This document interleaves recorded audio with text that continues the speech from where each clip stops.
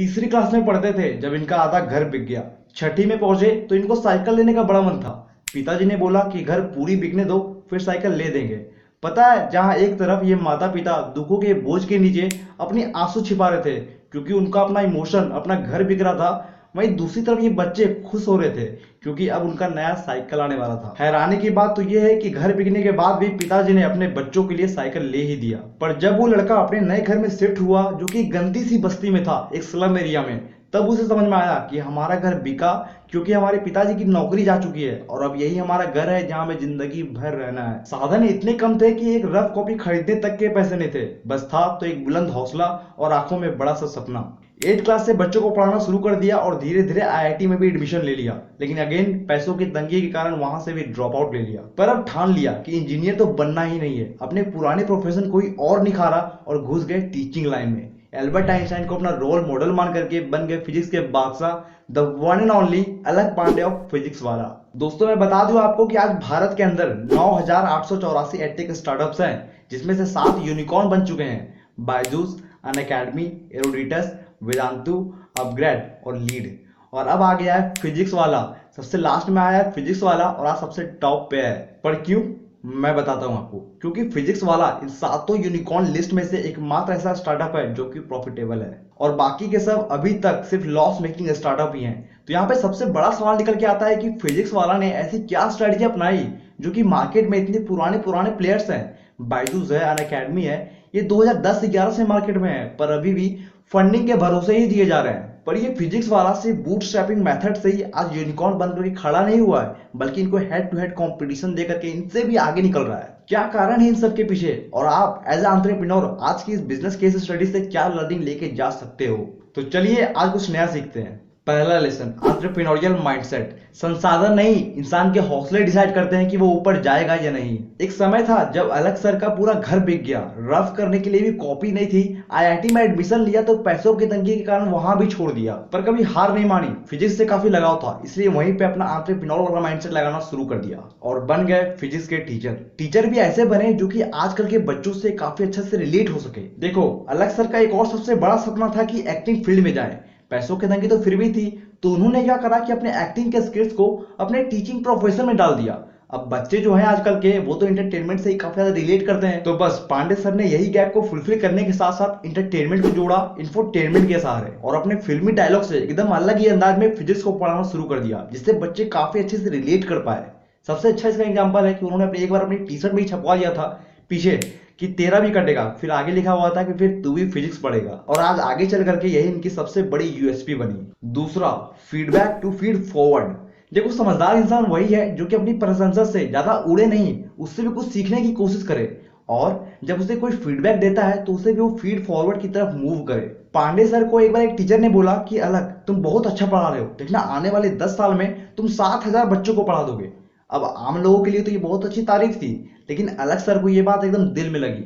उन्होंने सोचा, भैया हमारा जीवन इतना जा चुका है और आने वाले 10 साल में हम सिर्फ 7,000 बच्चों को ही पढ़ा पाएंगे। और तब इनको समझ में आया ऑनलाइन की अपॉर्चुनिटी, और तब इन्होंने डिसाइड किया कि अब हमें ऑनलाइन जाना चाहिए, जहां हम 1,000 बच्चे तक नहीं, लाख करोड़ बच्चों को एक बार में पढ़ा सकते हैं, उनसे कनेक्ट हो सकते हैं। और तब दोबारा फिर से कमबैक किया यूट्यूब के ऊपर और काफी सारा हार्डवर्क करने के बाद एक साल में 10,000 सब्सक्राइबर जुटाए। पर उसके बाद इनके सामने एक सबसे बड़ी चुनौती आ गई कि अगर हम इसी तरह से ऑफलाइन ऑनलाइन को मिला के चलाएंगे तो ग्रोथ इसी तरह से स्लो होती रहेगी।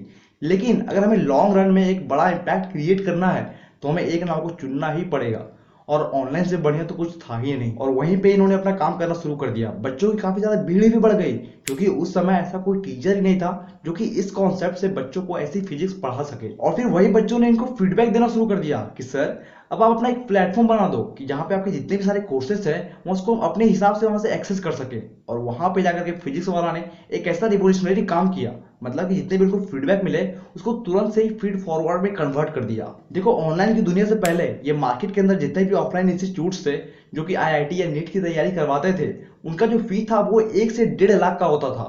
फिर मार्केट में आया एडटेक का बूम, जो कि बायजूस है, अनअकैडमी है। इन सब ने जो अपना कोर्स लॉन्च किया वो लॉन्च किया 40 से 50 हजार के अराउंड। उसको भी काफी बच्चे अफोर्ड कर ही नहीं सकते थे। और यहीं पे फिजिक्स वाला ने अपनी ऐसी बिजनेस स्ट्रेटेजी चलाई जो कि बच्चों के लिए काफी ज्यादा अफोर्डेबल हो, वो बच्चों के दिलों पे राज भी कर सके और उनका बिजनेस भी बन जाए। उन्होंने कोर्सेज को लॉन्च किया सिर्फ 3500 से 4000 के अराउंड, और इनका यही मूव इनके पूरी जर्नी में सबसे बड़ा गेम चेंजर साबित हुआ। Third lesson, take criticism in a positive way and hold the vision. देखो जो मेहनत करने वाले होते हैं ना, वो छोटे छोटे क्रिटिसिज्म से रुकते ही नहीं है, वो बस अपना काम करते हैं। भैया यहाँ तो लोग संदीप महेश्वरी सर तक को नहीं छोड़ते क्रिटिसाइज करना, तो पांडे सर को कैसे छोड़ देते। इस मार्केट के अंदर कुछ बड़े एडटेक जायंट्स ऐसे थे जिन्होंने अपना पूरा पैसा जला दिया इनको बर्बाद करने में। पहले तो भैया भर भर के क्रिटिसाइज किया कि अरे इन्होंने 4000 में कोर्स लॉन्च किया आईआईटी का, नीट का, ये तो हो ही नहीं सकता, पॉसिबल ही नहीं है, ये तो जरूर कोई स्कैम कर रहे होंगे।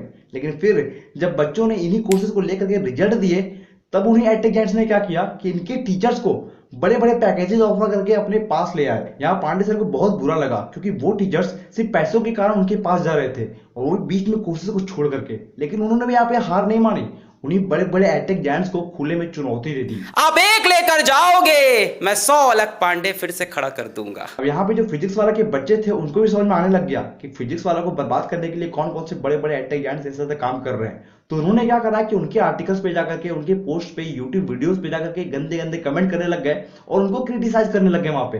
तो उन्होंने भी फिर बैक ले लिया। तो इतना तो जान लो कि अगर आप अपने कस्टमर्स को खुश रखोगे, उसको वैल्यू प्रोवाइड करोगे, तो ना ही सिर्फ आपके प्रोडक्ट को प्रमोट करेगा बल्कि आपके लिए हर समय अवेलेबल भी रहेगा, आपके लिए खड़ा रहेगा। वैसे ओपन मार्केट के अंदर कुछ बहुत ज्यादा डिस्क्लोज तो इनके बारे में है नहीं, लेकिन अनअकैडमी ने एक बार इनको ऑफर किया था 40 करोड़ रुपए per annum as a teacher. लेकिन पांडे सर ने यहां तक क्लेम किया है कि उनको 75 करोड़ तक के ऑफर मिले हैं 20% ऑफ कंपनी देने के लिए। लेकिन अलग सर का मिशन बड़ा था, काफी बच्चों का इंस्पिरेशन भी थे और खुद पे इनको काफी ज्यादा भरोसा भी था, इसीलिए उन्होंने उस ऑफर को ठुकरा दिया। और आज 780 करोड़ की फंडिंग के बाद फिजिक्स वाला की वैल्यूएशन हो चुकी है 8,500 करोड़ की। तो ये तो हो गई फिजिक्स वाला की सक्सेस स्टोरी। पर अभी इंडिया के अंदर ये जितने भी बड़े बड़े एडटेक जायंट्स हैं वो लॉस मेकिंग क्यों है और फिजिक्स वाला प्रॉफिटेबल कैसे है? तो मैं बता दूं आपको कि फिजिक्स वाला कल से या फिर पिछले 1 महीने से प्रॉफिटेबल नहीं है। जब से इसकी शुरुआत हुई है ये तब से ही प्रॉफिटेबल है। सक्सेस तो इसको यूट्यूब ने दिलाया, लेकिन प्रॉफिट इनके ऑफलाइन कोर्सेज और इनके ऑनलाइन कोर्सेज से आता है। सबसे पहले इनके ऑफलाइन कोर्सेज जो कि ये ऑफलाइन सेंटर्स के ऊपर देते हैं।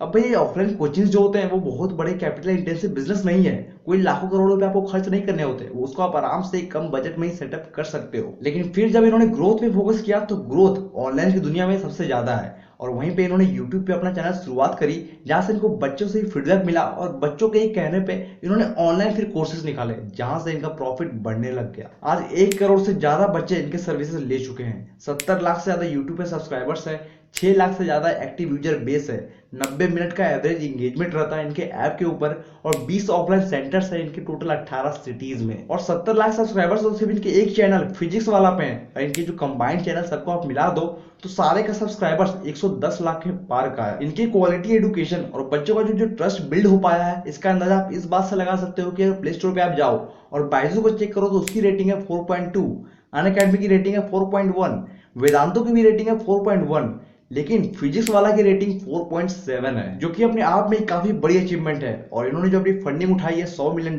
की, उससे ये ऑफलाइन प्रेजेंस अपना बढ़ाने ही वाले हैं, साथ ही साथ ऑनलाइन की दुनिया में 9 अलग लैंग्वेजेस में कंटेंट लाने वाले हैं। तो क्या लगता है आपको, नीचे कमेंट में बताओ, क्या फिजिक्स वाला आने वाले टाइम में बायजूस जो कि इंडिया का सबसे बड़ा एडटेक प्लेटफॉर्म है उसको पछाड़ पाएगा? तो दोस्तों वीडियो इंसाइटफुल लगा, पसंद आया तो जल्दी से लाइक कर लो, चैनल को सब्सक्राइब कर लेना और बगल में जो बेल नोटिफिकेशन का आइकन है उसको भी प्रेस कर लो ताकि इसी तरह की नॉलेजफुल और इंसाइटफुल कंटेंट की नोटिफिकेशन आप तक सबसे पहले पहुंच सके। मिलते हैं दोस्तों इसी तरह के नेक्स्ट इंसाइटफुल पावरफुल वीडियो के साथ। तब तक के लिए आप सभी खुश रहिए, संतुष्ट रहिए, तंदुरुस्त रहिए। गुड बाय, जय हिंद।